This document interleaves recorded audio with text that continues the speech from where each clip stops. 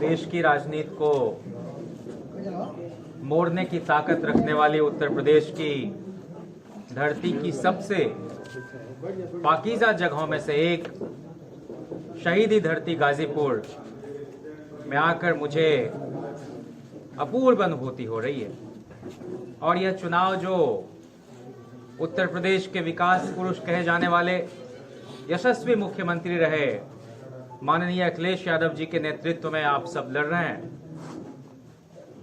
उसमें बड़े पैमाने पर बुजुर्गों का जो आशीर्वाद है, साथ है, मार्गदर्शन है, वह निश्चित रूप से मंजिल तक पहुंचाने में एक बड़ी भूमिका निभाएगा। इसलिए आप सबके बीच, चाहे अभिषेक अंशुल जी हों, अभिषेक भाई हों, सारे के सारे समाजवादी साथी, युवजन सभा के हों, छात्र सभा के हों, लोहिया वाहिनी के हों, सब लोग मुट्ठी भर ऊर्जा और आशीर्वाद आपसे लेने के लिए आए हैं और उसी आशीर्वाद के सहारे जो बाकी 2 चरण हैं उसको लड़ने का काम करेंगे। देखना साथ भी छूटे न बुजुर्गों का कहीं, देखना साथ भी छूटे न बुजुर्गों का कहीं, पत्ते पेड़ों से लगे हों तो हरे रहते हैं।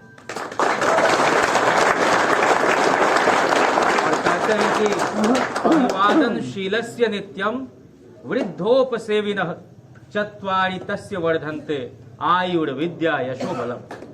मुझे बहुत खुशी है कि इटावा की धरती से चलकर आए भाई अंशुल जी जिस तरह से बुजुर्गों का सम्मान करते हैं और उनका ख्याल रखते हैं, उनसे मार्गदर्शन लेते हैं और तब अपनी सियासत तय करते हैं, यही समाजवादी रिवायत रही। मैं सिर्फ इतना कहना चाहता हूं कि माननीय मुलायम सिंह जी ने इस देश में एक नजीर पेश की थी और वो नजीर क्या थी?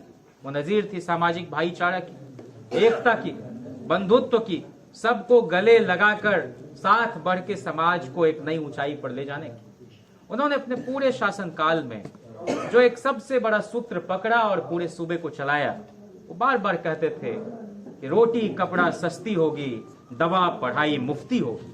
और यही अखिलेश यादव जी करने जा रहे हैं।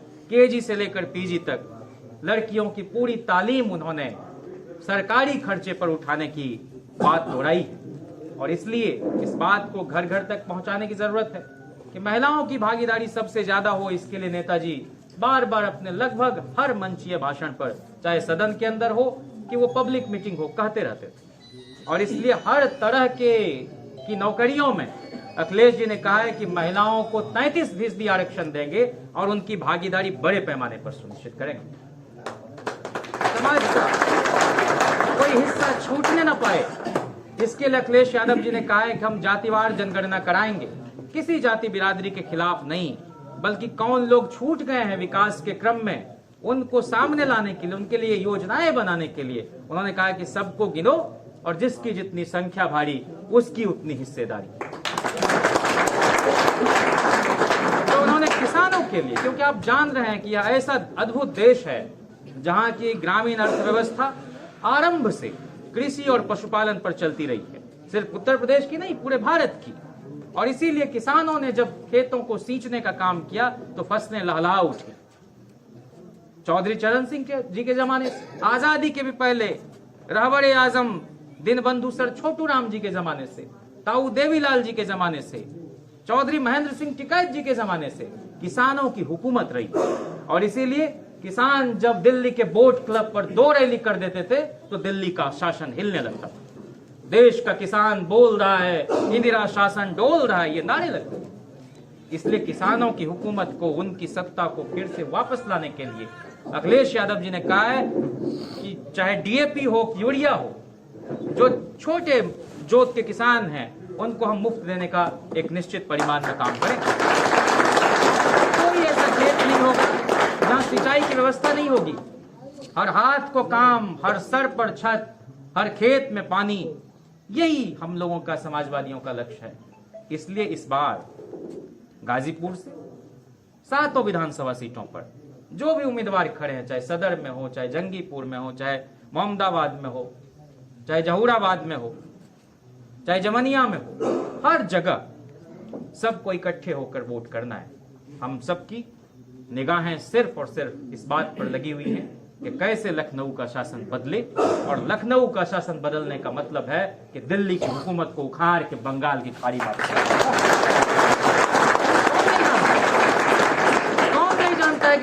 मुलायम सिंह यादव जी की जब सरकार थी तो देश में एक नई स्फूर्ति का वातावरण तैयार हो रहा था और पहली बार अकलियत समाज के लोगों को यह लगा कि नई शासन सत्ता में हम बराबर के हिस्सेदार हैं। जितना डॉक्टर लोहिया का, एसएम जोशी का, मधु दंडवते का, मधु लिमये का यह देश है, उतना ही हसरत मोहानी का भी, उतना ही शौकत अली, उतना ही जौहर अली और उतना ही आजम खान का भी यह देश है। आप देख रहे हैं आजम साहब को किस तरह से सताया गया, परेशान किया गया, बहुत ही कुंवर किस्म के इल्जाम उन पर लगाए गए कि भाई ये तो किताबों की चोरी करते हैं। इस प्रदेश में सबसे खूबसूरत इदारा कुछ काम कायम किया उन्होंने, एक यूनिवर्सिटी बनाई और वह यूनिवर्सिटी जो कोरोना के समय में उन रोगियों के इलाज की व्यवस्था उसमें की जा रही थी, ये तो समाजवादी लोगों की देन थी। लेकिन कभी कोई, हम लोग विकास तो करते हैं लेकिन उनका ढिंढोरा नहीं पीटते, ढोल नगारे के साथ उनके प्रचार में गरीब जनता का पैसा उस पर पानी की तरह नहीं बहाते। लेकिन आप बताइए, दिल्ली के मेट्रो तक पर इस योगी ने बहुत ही अश्लील किस्म से अपना प्रचार फैलाया, जबकि लाशें यहां पर गंगा में तैर रही। इस तरह से सूबे को नहीं चलाया जा सकता। उत्तर प्रदेश जैसे देश के सबसे बड़े राज्य को चलाने के लिए बहुत उदारता और बहुत अध्यवसाय के साथ काम करने की जरूरत है और यह 5 साल में अखिलेश जी ने करके दिखाया। आप बताइए कि कौन सा सेक्टर था, चाहे वो रोजगार सृजन का मामला हो, किसानों का मामला हो, नौजवानों का मामला हो, खिलाड़ियों का मामला हो, स्टेडियम बनाने का मामला हो, चाहे वो आपका एक्सप्रेसवे का मामला हो, हेल्थ फैसिलिटी को इंश्योर करने का मामला हो, कोई ऐसा क्षेत्र नहीं था जिसमें अखिलेश जी ने अभूतपूर्व काम न किया हो। लेकिन कई तरह की भ्रांतियां फैलाई गई, लोगों के बीच यह संदेश दिया गया कि सिर्फ एक ही जाति के लोग शासन प्रशासन में, जो कि पूरी तरह से फर्जी था। आज जिन पत्रकारों ने इस बात को फैलाया, मैं नाम लेना चाहता हूं, पीयूष बवेले, उसको आगे बढ़ाया पुणे प्रसून वाजपेयी ने, अविसार शर्मा ने, सब मारे मारे फिर रहे हैं इस शासन सत्ता में। तो इसलिए समाज का कोई वर्ग नहीं है जिसको इस आदमी ने सताया ना हो। एक शब्द है अंग्रेजी में, सैडिस्टिक प्लेजर, किसी और को सता के उसको परेशान करके जो एक खुशी का एहसास लेने की एक प्रवृत्ति और प्रकृति होती है, इसी तरह का आदमी सैडिस्ट कहा जाता है। पर पीड़न सुख, लेकिन एक शेर है कि परेशान होने वालों को सुकून कुछ मिल भी जाता है, परेशान होने वालों को सुकून कुछ मिल भी जाता है, परेशान करने वालों की परेशानी नहीं जाती। रोगी को कोई बचा नहीं सकता। ये संतों, साधुओं, पीरों, महंतों की भी एक परंपरा इस देश में रही, नाथों की भी। लेकिन हर तरह के पाप से भरा हुआ आदमी ये घड़ा फूटेगा और 10 तारीख का इंतजार तो सबको है। देश विदेश की निगाहें लगी हुई हैं, दुनिया के बड़े बड़े संस्थानों के लोग कह रहे हैं कि जिस तरह से उत्तर प्रदेश को नोचा खसोटा उजाड़ा गया है, उससे मुक्ति पाने के लिए अखिलेश जी का स्वागत करने के लिए लोग तैयार बैठे हैं, पल के कांवड़े उठाए हुए हैं। इससे बहुत जरूरी है कि कल तो छठे चरण का चुनाव हो जाएगा, मतदान हो जाएगा। जो अंतिम चरण है, 7वां चरण, यह शहीद ब्रिगेडियर उस्मान की धरती है। यह गाजीपुर जो है राही मासूम रजा की धरती है, जो आधा गांव की बात करते थे। और आज सारा आसमान आपके सामने है। कहते हैं कि झांकी उस नई परिधि की, जो दिख रही कुछ थोड़ी सी, क्षितिजों के पास पड़ी पतली चमचम सोने की डोरी सी, छिलके हटते जा रहे, नया अंकुर मुख दिखलाने को है, यह जीर्ण तनोवा सिमट रहा, आकाश नया आने को है। आप सरकार बनाइए। हम लोग तो चाहते हैं, हम लोगों के समाज में, हम लोगों के देश में 3 बड़े पहलवान हुए, माननीय मुलायम सिंह यादव जी, माननीय लालू प्रसाद जी, माननीय शरद यादव जी। और ये तीनों नेता जब महिला आरक्षण में कोटा की बात करते थे, अरे भाई कौन कहता है कि सुषमा स्वराज संसद न पहुंचे, कौन कह रहा है तुमसे कि स्मृति ईरानी संसद न पहुंचे। लेकिन हम चाहते हैं कि पत्थर तोड़ने वाली भगवती देवी की आवाज भी गूंजे और जिनको माननीय मुलायम सिंह जी ने सदन पहुंचाया, उस फूलन देवी की आवाज भी सुने।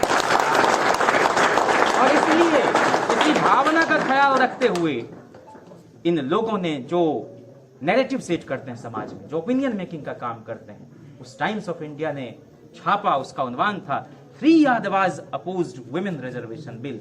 मतलब यादव त्रयी ने महिला आरक्षण का विरोध किया, जबकि बिल्कुल गलत बात है।